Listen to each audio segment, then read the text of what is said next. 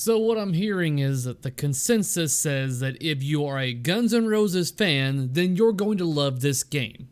If you're not a fan, then it's up to personal preference. No shit.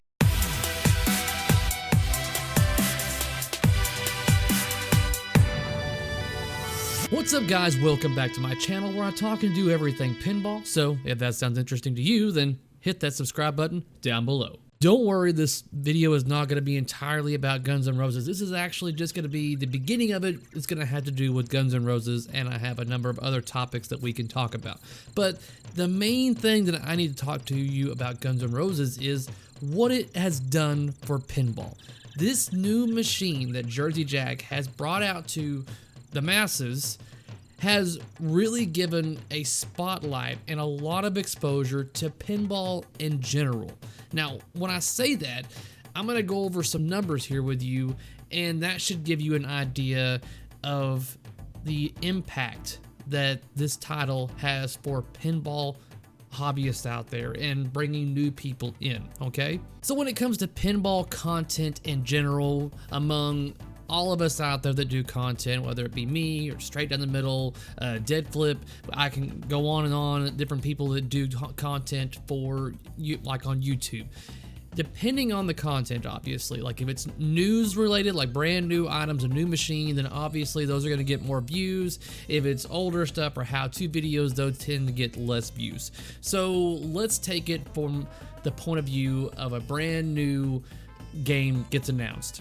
Now, typically, those videos do get the most views on my channel because people are wanting to get the most newest information. That's what they kind of care about. Now, a regular pinball-related video for anyone out there, new or old or veteran or noob, whatever, it doesn't matter. If you get like anywhere between like 100 and plus, that's not bad. That's up there, you know. So 100 views plus. That's how small and niche this hobby is, guys. So 100 views plus, and if you're new, then yeah, not bad, guys. Not a bad place to start. Now, if you get 1,000 views and plus, that's actually considered to be pretty dang good. I mean, for pinball, 1,000 views and more, that's considered really good. I think the next like tier would be like the 10K range. Anything more than 10,000 views is a milestone. It's like, whoa, that's pretty darn impressive, you know, kind of thing. So keep that in mind, that 100 views for regular pinball content, not bad. Like 1,000 views is pretty darn good, and 10,000 views is pretty damn impressive. So with that being said, let's take an idea here. Let's take a large license like Marvel, Stern's newest game, or Avengers, Marvel's Avengers, Stern's newest game, and let's just go by view counts solely on YouTube. I've even looked at the numbers on Twitch, and trust me, they mirror what I'm seeing here, only not as high, but the difference is still there. So let's look at YouTube strictly here. So it's only normal to typically have the most views on the actual manufacturer that is providing us with the content. So obviously we have Stern Pinball, then you're gonna have your Dead Flip because he, you know, does the reveals and the gameplay, so it's only natural that they're gonna get the most views. So your top views for Avengers, then this is like me typing in Stern Avengers Infinity Quest Pinball into the search and arranging it by highest view count to lowest. But the view count is going to get lower and lower as I go further down. So I think I don't even show up until right here on my first impressions video, and I had like 4,400 views on that. So for me, that's pretty darn good. Now, let's look at the Guns N' Roses. So this is 741,000 views, guys. Now, granted, this is a news station, so it's only natural for them to get, you know, more views than your typical pinball thing. But this has also probably got to do something with the fact that it's got Eddie Van Halen in there in the title and stuff like that. But in this video, it's going over his brand new machine with Jersey Jack Pinball and all that, as well as going over Eddie Van Halen. And then we can scroll a little further down, and it's the same people, 94,000 views. And then we even get to the original, like, you know, Jersey Jack video, 52,000 views. Now, let's, you know, look over here at Stern's, just in case you forgot. The Stern view count for their game trailer is 20,000 views. 52,000 views. And you know, a lot of these counts are probably people watching the video multiple times. Then you have the straight down the middle, 40,000 views. This is more than likely their highest viewed video, and rightfully so. Zach put a lot of work into this, and I remember messaging him after I saw the video, and I was like, dude, I know you did not just half-ass that. That was a lot of effort. That was not something that took just about a day or so. That took a lot of time. So, and so it just goes down and down, you know, the amount of views and everything. And I think my first one right here talking about it was 6,600 views, which is damn good for me. So the game is definitely bringing in the views and exposure to pinball. And this is what we're used to seeing, is what Stern's got right here for this type of license. So it's pretty impressive that we're reaching a magnitude, and I've done all the math here. We're talking like, this game has got over 1 million views from the biggest channels to the smallest of the small. Guns N' Roses has got over 1 million different views when it comes to adding in Twitch and YouTube. That's ridiculous. And that's a drastic difference between what Stern usually brings in. Now, granted, a large chunk of that is from the WGN news, but the point of me bringing this up is the amount of exposure that this game is bringing to the hobby. So I think a lot of people in the world are starting to see that pinball is definitely still here, and it wouldn't surprise me if we're going to get some new people into this hobby due to this game. And that's pretty much all I have to say about Guns N' Roses in this video, because I have still yet to play the game. Now, the next thing I want to talk about is Haggis Is Back. Now, this is going to be, some of y'all are going to be like, so what kind of thing, because you don't have any interest in the game that they're doing. But the fact remains is that they're back because COVID has shut them down for a long period of time.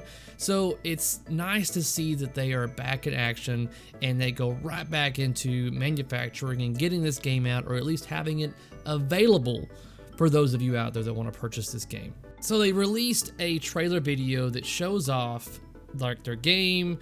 The quality of the video is pretty dang decent. Some of the special effects are a little, you know, okay, that not needed, I don't think, but just showing you what the game looks like, and the sounds and the call outs and how the game shoots and all that stuff and junk. Now, so to each their own on this, and what I can really say when it comes to this game is that I am not a fan of this art, and I think that's going to be one of the major like downers to this game for a lot of people, is the art is kind of,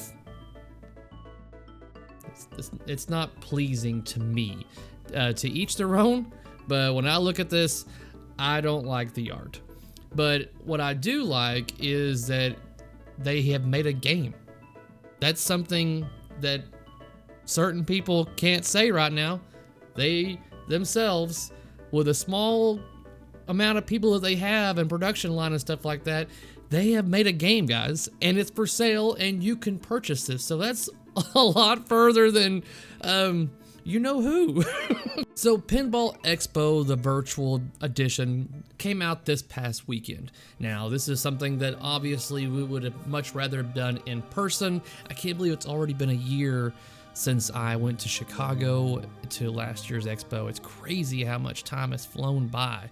And I was hoping to be able to do that again this year, but things didn't work out that way, obviously, due to the whole COVID thing.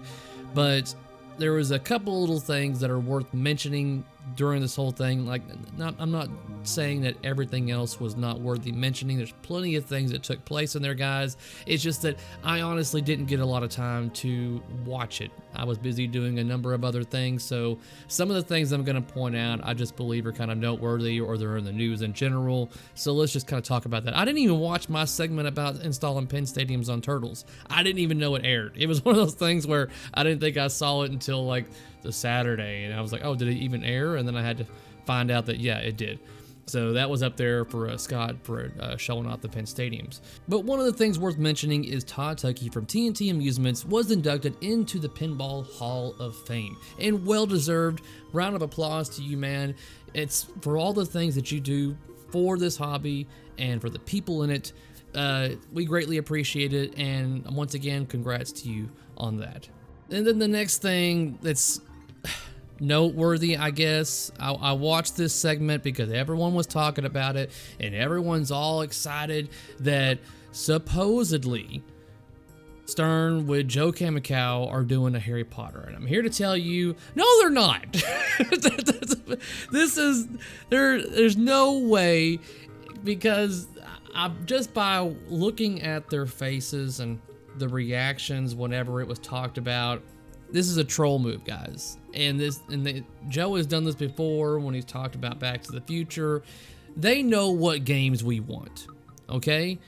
And they know how easily triggered we are when it comes to hinting at future or potential titles and stuff like that. They like stirring the pot every once in a while just to get people speculating and completely throw us off course and not think about what they are actually working on at the time. Some of you guys out there were really reaching whenever he even said, oh, we've got a trick up our sleeve, and for somehow or another that was correlated to Harry Potter. And I'm like, I don't think that has anything to do with Harry Potter, honestly. I think it's just a phrase that people always say, that they got a trick up their sleeve. It's pretty common thing to say. I don't know if there's an actual line in Harry Potter, the movies, that said, I've got a trick up my sleeve. Then I could see the correlation to that. But due to the fact that there's not, you're reaching, and I do not see them like even giving a sneak peek so obvious. And I say obvious because they mention Harry Potter about being unicorn titles and stuff like that. They mention it. If they were actually working on the game, I don't believe they would even mention it. But here's another thought, is that, let's say, for instance, Stern did have the license for Harry Potter. I mean, would you want them to make Harry Potter? And honestly, I think a lot of you would just appreciate having the title in general. But I don't know if any company could do it justice, but I think if a company could do it justice, it would more than likely be Jersey Jack. But no matter what company, the main issue that you're going to have is licensing and getting all the assets, which you're going to need. Otherwise, you're not going to make anyone happy. You're not going to make everybody happy in general, but if you don't have the assets for the films, then why even bother doing it? I think Guns N' Roses is definitely going to spoil us when it comes to assets, because I don't think any other license holder is going to be able to give out that much, especially when it's a movie related type of thing, because you got to get actors' permission and all that stuff has to be all licensed out. And you're talking about a movie series that has, what, 7 or 8 films or whatever. Because honestly, guys, I'm not a big fan of Harry Potter. I've watched all of them, and I don't get it. I mean, to each their own, but I watched it, and at the end of it, I was a little disappointed. I just felt like that was a very weak fight between Voldemort and Harry. I was like, oh, that's kind of weak sauce. I mean, I was hoping for an actual, battle kind of thing, but I digress. I'm not a fan of Harry Potter. I think it's just whatever. I could do with or without the game being in pinball, but my point is, I doubt very seriously that it's being made right now. And if it is, it's a good ways away. So the best thing to do, guys, is just to go, okay, it'd be nice if they did, but move on. Don't get too excited about it because it's pretty good ways off. And that's where I think I'm going to wrap this video up. It sounds like my daughters are not wanting to go to sleep, so I'm going to have to deal with that. Big shout out to my Patreon supporters out there. And from what I'm going to start doing, I'm going to start putting my Patreon supporters' names on screen towards the end of my videos. That way you can see who is willingly supporting my content. I'm still working out things and trying to figure out what I'm going to do when it comes to more to deal with Patreon by giving you content that being a Patreon supporter that others will not have access to. That's something that I'm still going to be working on, but it is something I'm looking into. If you like what you've seen here, give me the thumbs up, guys, and in case you haven't already, hit that subscribe button. That way you can be notified of whenever I upload content for your viewing pleasure. And until next time, peace out.